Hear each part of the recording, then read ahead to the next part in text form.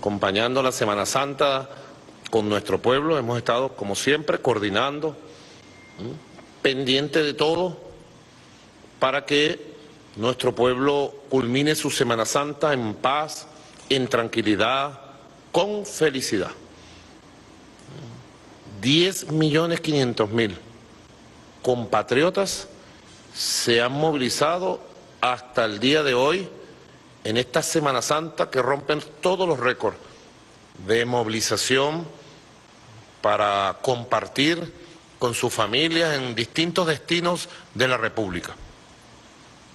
Es impresionante aquí los datos que maneja el dispositivo Semana Santa Segura 2017, el Observatorio Venezolano de Seguridad Ciudadana. Quiero felicitar, agradecer a casi 200.000 funcionarios que a nivel nacional a esta hora están movilizados por usted, compatriota, por ustedes, por nuestros niños y niñas que están disfrutando de ríos, playas, montañas, ciudades, parques, iglesias, y de su familia, que es lo más importante para un niño, para una niña, de la juventud.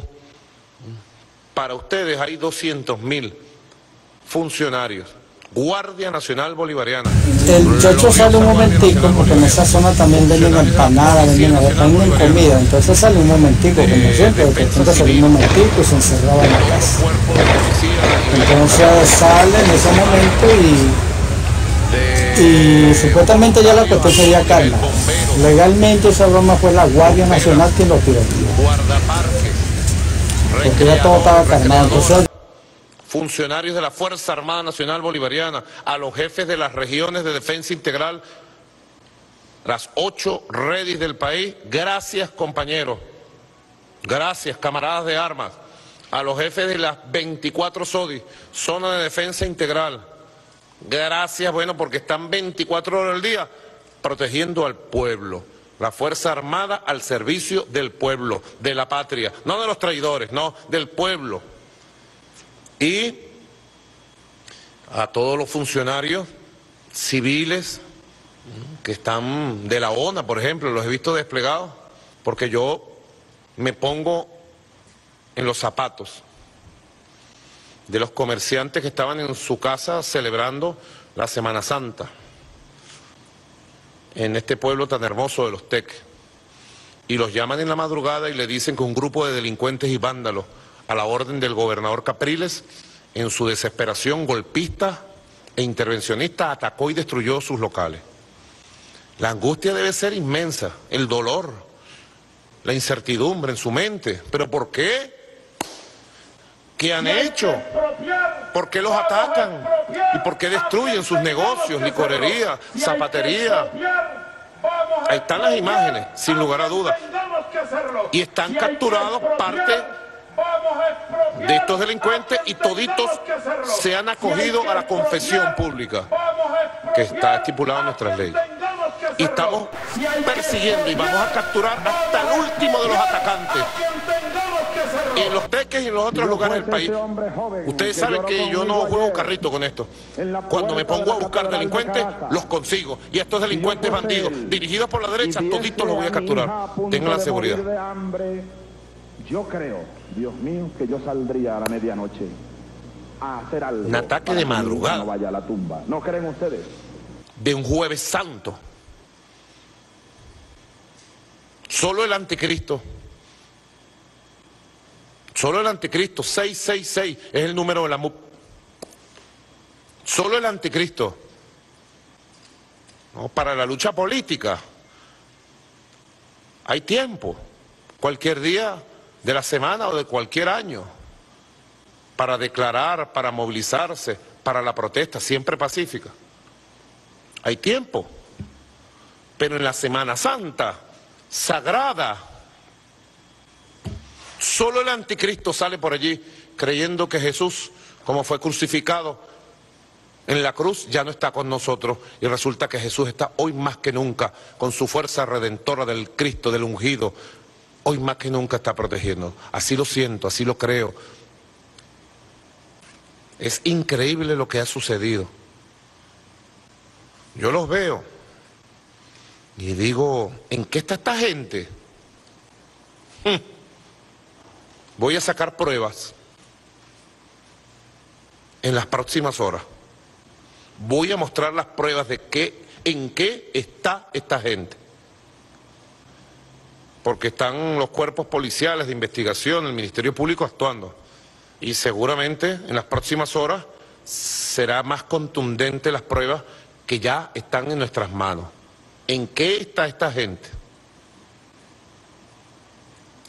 Para que todas nuestras fuerzas populares, políticas, sociales, morales, militares, policiales, estemos claros del rumbo de la batalla para seguir obteniendo la victoria sobre los violentos y para que siga triunfando la paz y la soberanía y el derecho a la convivencia. Una cosa inaudita, ¿vale?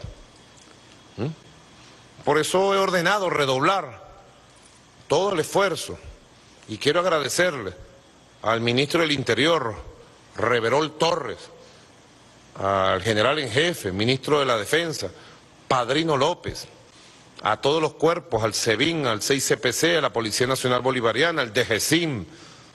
Porque directamente responsables de la violencia son los que generaron la alteración del orden constitucional en Venezuela. Esto que ha sido reconocido por una resolución del Consejo Permanente de la OEA. Responsables de la violencia son los que dan las órdenes de matar.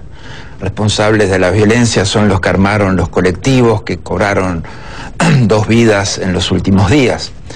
Responsables de la violencia son los que torturan en cárceles a presos políticos. Responsables de la violencia son aquellos que tienen la responsabilidad de fosas comunes en cárceles de Venezuela. Los responsables de la violencia son los que siempre tienen un discurso en el cual la confrontación y el conflicto se eleva, buscando siempre la polarización de la sociedad, la polarización de la política, el conflicto a la hora de trabajar los temas del bien común, que son en definitiva lo que debe hacer un político. Por eso para nosotros es especialmente ingrata la situación en Venezuela, porque la libertad no tiene contrapartida, no es a cambio de nada. El derecho a las libertades fundamentales lo tenemos todos los ciudadanos, toda la población, todos los pueblos deben tenerlo, deben ser garantidos. En las Américas esto debería estar garantido. La vida no es precio de nada. Entonces, los responsables de la violencia son aquellos que utilizan como régimen la violencia para sostenerse en el poder. Y ese es un despropósito más grande de la política, porque no puede haber indignidad mayor, ni cobardía mayor en la política que disparar contra su propio pueblo. No existe. O sea, imagínense qué tiene que estar pasando por la cabeza de una persona que da la orden de disparar contra su propio pueblo en manifestaciones pacíficas. Imagínense qué estará pasando por la cabeza de una persona que un muchacho desarmado es violento, pero quien lo mata con un disparo no es violento. Como los colectivos que mataron en el día de ayer a Miguel Ángel Colmenares con 11 impactos de bala. Los colectivos que mataron hoy a un muchacho de 14 años, Brian Principal, eso es la violencia. Y esa es la violencia que hay que condenar. Yo como principio filosófico creo esencialmente en la vida. Imagínense que soy vegetariano, algo que es de público conocimiento, porque ni siquiera tolero que se mate un animal para traerlo a mi plato. Imagínense en la política. Jamás podría decirle a alguien que vaya a morir, ni jamás podría decirle a alguien que vaya a matar. eso es el despropósito de gente que hace política de otra forma, de gente que cree en la violencia para sostener sus privilegios, de gente que cree que el asesinato paga en la estructura, en la elaboración del poder, que el asesinato paga a la hora de sostenerse en el poder. Definitivamente son principios filosóficos muy diferentes los de uno y los de otro, porque definitivamente a mí me gustaría haber escuchado que se condenara la violencia en Venezuela. Nosotros lo hemos hecho, hemos llamado al cese de la represión, hemos llamado al cese de la violencia. Lo hemos hecho reiteradamente. Esto, lamentablemente, no le sale por la boca a algunos, no le sale en el pensamiento siquiera a algunos. Hay algunos en este continente todavía, como queda claro, que son incapaces de condenar las 4 muertes de estos últimos días en Venezuela. Las de Jairo Ortiz, la de Daniel Kellis, la de Miguel Ángel Colmenares, la de Brian Principal.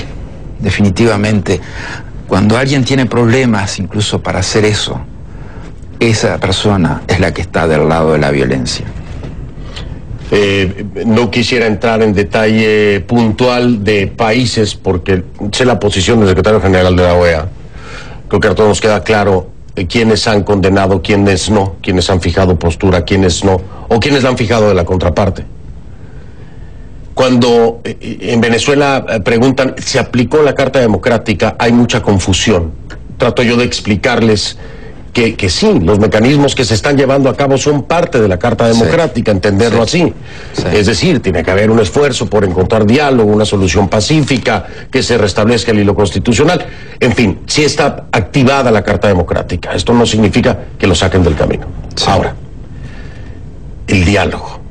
Secretario Almagro, ¿existe espacio aún para el diálogo después de todo lo que, no solo lo que usted me ha dicho, sino lo que hemos visto en Venezuela, en estos intentos? ¿Existe espacio para tal? El diálogo forma parte de la realidad política. O sea, no hay sistema político que se precie que no tenga alguna forma de diálogo estructurado. Especialmente, obviamente, los sistemas democráticos en la región. Hoy, la prioridad fundamental es establecer el orden constitucional en Venezuela. En ese sentido, se ha pronunciado el Consejo Permanente de la Organización de Estados Americanos con la resolución recientemente aprobada en el Consejo Permanente. Eso que forma parte de la evaluación colectiva de los estados y en los cuales ha habido una definición muy clara de que en Venezuela hay una alteración del orden constitucional. Los conceptos de evaluación colectiva forman parte de los procedimientos del artículo 20 de la Carta Democrática Interamericana. El concepto de alteración del orden constitucional también forma parte del artículo 20 de la Carta Democrática Interamericana. Hoy es fundamental que el sistema político venezolano, que el régimen venezolano vuelva a restablecer el orden constitucional del país. El diálogo, para ser estructurado, tiene que tener variables simétricas, tiene que estar sostenido en libertades fundamentales, tiene que estar sostenido en la institucionalidad que funciona, tiene que estar sostenido en la capacidad del sistema político para lograr consensos básicos, mínimos, para funcionar de una manera que permita lograr las soluciones que el pueblo necesita. Hoy Venezuela, más que el diálogo, necesita volver a democratizarse, restablecer el orden democrático, restablecer el orden constitucional en el país. Y esto es una responsabilidad pura y directa del régimen. Lo peor que puede tener un diálogo es negociar preceptos constitucionales para modificarlos, alterarlos o violarlos directamente, como pasó en el periodo de la primera semana de noviembre. Entonces, hoy lo importante es restablecer el orden democrático en Venezuela. Y eso es responsabilidad directa del gobierno. El gobierno tiene que asumir compromisos directos que permitan el restablecimiento del orden democrático. una alteración constitucional como la que presenta Venezuela, la salida de toda dictadura que ha habido en el continente, fuera de él, es una elección general. Son elecciones generales, devolverle al soberano, al verdadero soberano, la posibilidad de decidir su futuro. Ese es el punto que Venezuela tiene que alcanzar. Voy a marcar una pausa, regreso. De regreso con el secretario general de la OEA, Luis Almagro, aquí en el estudio de conclusiones. Secretario, entiendo perfectamente el concepto, los preceptos, las líneas que se deben seguir para un diálogo que restablezca el hilo constitucional en Venezuela, de acuerdo al mismo planteamiento de muchos de los miembros de la OEA. Pero las acciones del gobierno venezolano hablan de esa posibilidad, de una intención de entablar un diálogo con ese fin, para usted. No, lo decíamos ayer. El régimen venezolano ha sido la antítesis de lo que se necesita como espíritu de diálogo y de construcción política. Han transformado el diálogo en un concepto vacío, lo han utilizado de la peor forma, lo han corrompido de tal forma que hoy el propio concepto de diálogo se ha transformado en una palabra para el 80% de los venezolanos. Sobre ese 80% además hay un 10% adicional que piensa que el diálogo puede ser, pero que no puede ser hecho de la misma forma que fue realizado antes. O sea que, fíjese usted, la profundidad de la magnitud del desastre de lo realizado por este régimen. Sí, hay molestia incluso con esa palabra para muchos venezolanos, el tema del diálogo. Exactamente, que no debería ser, porque el concepto de diálogo debería ser el concepto básico en la política, porque nuestros sistemas políticos, para funcionar, necesitan en la democracia esquemas en los cuales se permita el ida y vuelta entre gobierno y oposición y entre las diferentes instituciones y poderes del Estado. Todo tiene que funcionar de acuerdo a los equilibrios y balances necesarios, basados obviamente en las decisiones que el soberano ha tomado para llegar a las ecuaciones políticas. La política no puede ser nunca que 50% más un voto es igual 100%, 50% menos un voto es igual 0. Nunca puede ser que un gobierno que verdaderamente hoy está deslegitimado, pero deslegitimado de origen, al haber negado el referéndum revocatorio el año pasado a su propio pueblo, un derecho constitucional de su propio pueblo, que se sostiene sobre la base de detenciones arbitrarias, de presos políticos, de eliminar libertades fundamentales del país, del asesinato. Hoy ese gobierno manchado, con las manos manchadas de sangre, pero manchadas de sangre desde el 2014 hasta ahora, definitivamente ha erosionado la posibilidad de ser creíble. Sobre todo que los conceptos a los cuales apelamos para un restablecimiento del orden constitucional son de su responsabilidad directa. Mañana se podría habilitar a la Asamblea Nacional para que nombrara un tribunal de justicia que permitiera que el país viviera de nuevo con un poder judicial independiente, un Consejo Nacional Electoral que permitiera certeza en las elecciones y además que cumpliera con los cronogramas de las mismas, una aprobación de leyes que permitieran al país salir de la crisis económica y social en la que está. Todas estas cosas, todos estos elementos que hemos mencionado, son responsabilidad directa del gobierno. El gobierno ha atacado y ha aniquilado estos principios fundamentales de la democracia. Entonces, la credibilidad hoy es igual a 0, porque cuando uno llega a un punto, además, como señalaba hoy, en los cuales la indignidad política llega a ser tan grande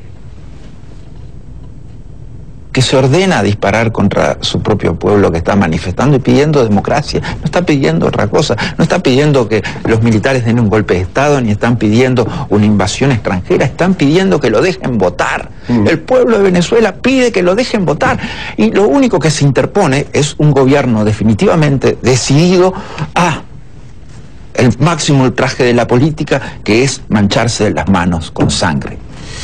Y aquí hay otro tema importante con en referente a las elecciones, secretario Almagro. Inhabilitado Enrique Capriles, Leopoldo López preso, el alcalde Antonio Ledesma también en arresto domiciliario. Pareciera que, vaya, esas son las figuras que podrían aspirar a una presidencial. ¿Cómo pensar en unas elecciones donde realmente no solamente ejercerá su derecho el venezolano de votar, sino que podrá escoger a la figura de la oposición o del oficialismo que más le convenga, cuando la oposición se está quedando prácticamente sin líderes, o los están dejando prácticamente sin líderes que puedan participar de una elección? La elección, para que sea democrática, tiene que ser sin inhabilitaciones, sin proscriptos y sin presos políticos. Tiene que ser el pueblo el que decida quién va a ocupar el liderazgo del país, quién deberían estar controlando y llevando adelante con la máxima responsabilidad política los destinos del país. Eso solamente se puede hacer sin proscriptos y sin presos políticos. Por lo tanto, es imprescindible levantar las inhabilitaciones para tener elecciones en paz. Aquí el escenario es tan y tan complejo, secretario Almagro, que muchas veces... Pero el escenario no es complejo. Digo, desde la postura que ha presentado el gobierno venezolano. Es decir, sí, la solución es simple. La lógica no puede ser discutir un gobierno que ha violado sistemáticamente... Pero ¿cómo removerlo si sigue ahí manteniéndose? Ha violado sistemáticamente su propia constitución. Esta es una responsabilidad política muy grave. No se puede entrar en una discusión con el gobierno sobre una base de una lógica de ver qué es lo que el gobierno nos va a conceder hoy o no, porque además cada oportunidad de esas ha servido para que el gobierno simplemente todavía acumulara posiciones de ventajas para ceder menos todavía en el poder. Entonces, las dictaduras, por más fuertes que parezcan, e incluso por más eficientes que puedan parecer de afuera, siempre terminan cayendo, siempre terminan yéndose, y siempre hay una elección que las deja afuera. Eso es la lógica, y el pueblo venezolano todavía tiene reflejos democráticos. El hecho de la gente en la calle pidiendo democracia y elecciones demuestra que es un pueblo con reflejos democráticos, del cual todos en este continente deberíamos estar orgullosos. Porque además, este continente específicamente le debe muchísimo a la vieja política y a la vieja democracia venezolana.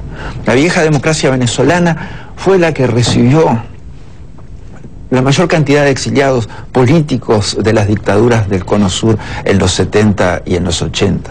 La vieja democracia venezolana fue la que rompió relaciones con Uruguay por el caso de Elena Quinteros. Todos los países de la región tenemos una responsabilidad, es una deuda histórica con el pueblo venezolano. A veces se dice la deuda que tienen los países del Caribe con Petrocaribe y con el gobierno de Venezuela. La deuda es con el pueblo de Venezuela. La deuda es con el pueblo de Venezuela. Esos 125.000 millones de dólares que se transfirieron de Venezuela al resto del continente es una deuda que tiene el continente con el pueblo de Venezuela. Es lo que el pueblo de Venezuela hoy precisa para reactivar su economía, para salir del pozo social y humanitario en que lo metió este gobierno. Sin embargo, los países que tienen esa deuda sienten que lo tienen con el gobierno venezolano, y casualmente muchos de esos países son los que no han fijado una postura clara o la han fijado a favor del gobierno venezolano. Es muy clara que la deuda es con el pueblo de Venezuela. ¿Ellos lo tienen claro? Parece que no. Debería estar claro para todos. Habría que explicarlo, ¿no? Que lo entendieran. Sin embargo, económicamente les conviene más estar bien con el gobierno. Las decisiones soberanas, mire, las decisiones soberanas que toman los países del Caribe merecen todo mi respeto, y cada país que toma una decisión sobre un tema de política merece todo mi respeto y toda mi consideración.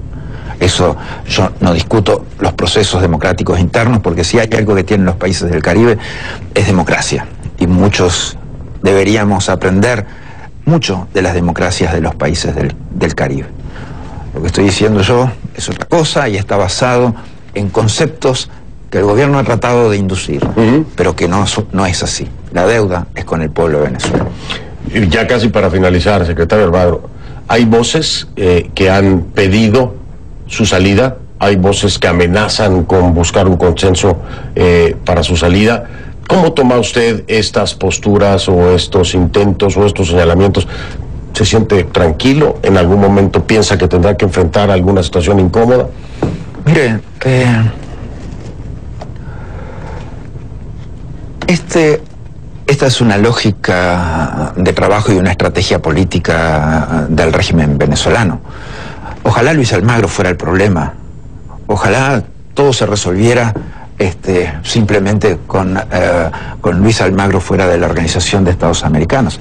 Pero acá hay una alteración del orden constitucional en Venezuela, que fue aprobado una resolución del Consejo Permanente de la OEA. Esos países han dejado muy claro que el problema son la falta de independencia de los poderes en Venezuela, la existencia de presos políticos en Venezuela, la cooptación del poder judicial en Venezuela, la violación constitucional del régimen venezolano. No es un problema. Tratar de que la discusión sea Luis Almagro es un despropósito. Tenemos un país que está en la peor crisis social y humanitaria de su historia, sin alimentos, sin medicinas, con el aparato productivo completamente destruido. Y el problema es Luis Almagro. Yo no goberné ese país los últimos 17 años, ni los últimos 4 años. Ese país llegó a esta situación de crisis política, económica, social o humanitaria por los despropósitos de un régimen. Entonces, la discusión es esa, y lo que importa resolver es la situación en Venezuela. Y hay un señalamiento que me hacía el ex juez de la Corte Internacional de La Haya, estuvo aquí conmigo en el programa, y me decía, le preguntaba yo, ¿esto se puede llevar fuera de la OEA al plano internacional a través de la Corte Penal Internacional? Me dijo, sí, siempre y cuando un país al menos decida presentar una denuncia por crímenes de lesa humanidad. Me dice, hay un país que está interesado. Secretario Almagro, ¿usted cree que esto vaya a ocurrir? Que además de la OEA, ese país, uno tal vez, se anime a llegar hasta la Corte Penal Internacional. Si usted ve los casos y cómo se ha utilizado el mecanismo de presos políticos, cómo se ha utilizado la tortura, cómo se ha asesinado gente incluso en manifestaciones, pero el concepto de tortura sistemática y la tortura psicológica sistemática y la tortura física sistemática, definitivamente eso está encuadrado perfectamente dentro de las responsabilidades del Estatuto de Roma, y por lo tanto, una vez activada esa denuncia, definitivamente hay responsabilidades ahí sobre las cuales se deberá responder.